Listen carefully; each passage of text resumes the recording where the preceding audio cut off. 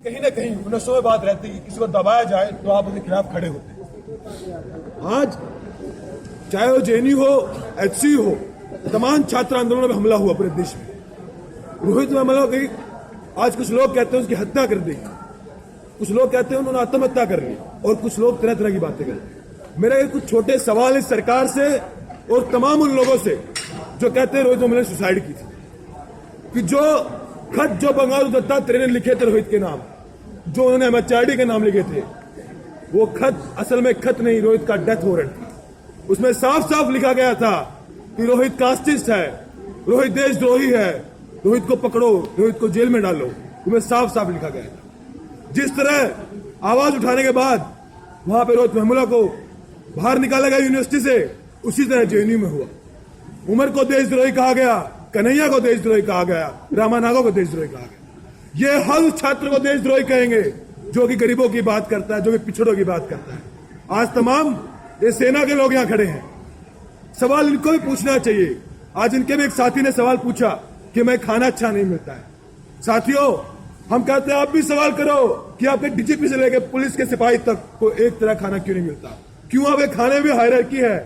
क्यों आपको दाल गली सड़ी मिलती है? क्योंकि हम आपकी भी आवाज उठाएंगे, क्योंकि आप भी जो लोग फौज में जो लोग आते हैं, ये सब लोग भी गरीब तबके से आते हैं, पिछड़े तबके से आते हैं। ये वो लोग हैं जो खुद आगे की पढ़ाई नहीं कर पाते हैं और 12th के बाद में सेना में आना पड़ता है केवल पैसों के लिए।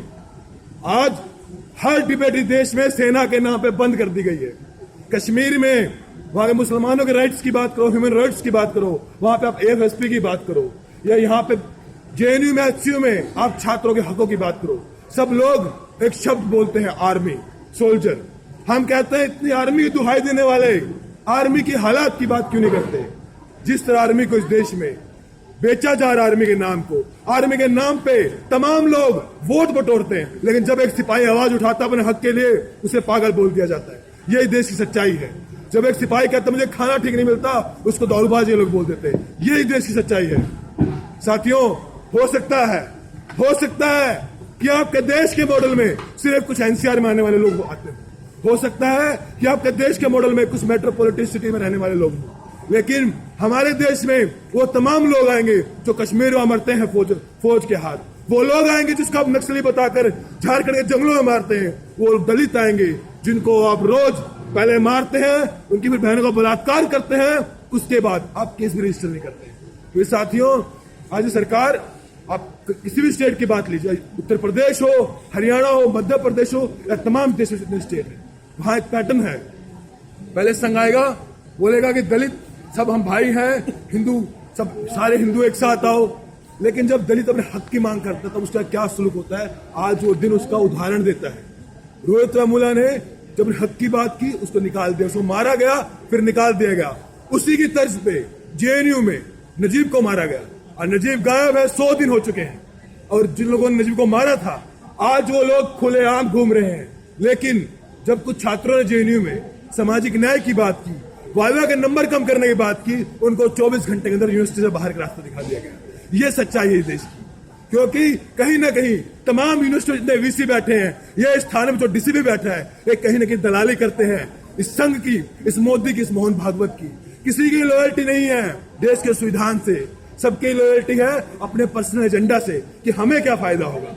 किसी को अपना एपीएस कैडर चेंज करवाना है, किसी को आईएएस बनना है, और किसी को वीसी बन के बाद में गवर्नर अपॉइंट होना है। लेकिन सवाल यह है कि हमारी आवाज कैसे मुकम्मल हो, सवाल यह है कि हम लड़े कैसे। और साथियों, आज अगर हम आज नहीं लड़े तो आने वाले लोग हमसे पूछेंगे कि साथियों आप कहां थे जब संघर्ष किया गया सामाजिक न्याय का? साथियों आप कहां थे जब रोहित वेमुला की लड़ाई लड़ी गई?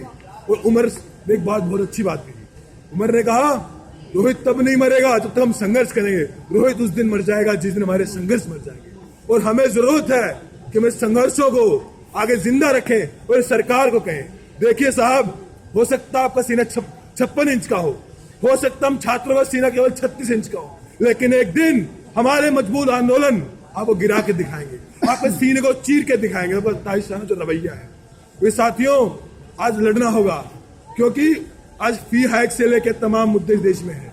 तमाम तरह जेएनयू को बर्बाद करने की कोशिश की गई है, हर पब्लिक फंडेड इंस्टीट्यूशन को खत्म करने की कोशिश की जा रही है। क्यों?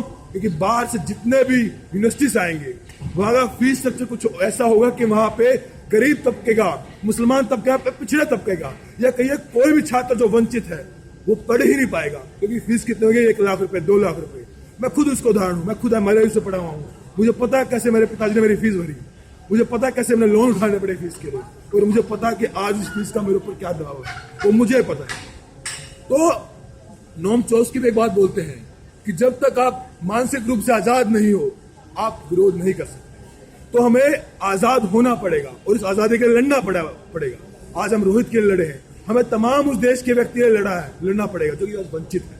इस देश में सैकड़ों लोग गायब हैं। एक तरफ मैं बोलता हमारी खुफिया जनक्षेत्र मुकम्मल है और दूसरी तरफ लाखों लोग इस देश से गायब हैं। 4-5 दिन पहले आपको वाकया सुनाता हूं। मेरे चाचा जी खुद बीएसएफ में हैं। वो बोले कि देखिए एक जवान गायब हो गया, अब पता ही नहीं कहाँ गया।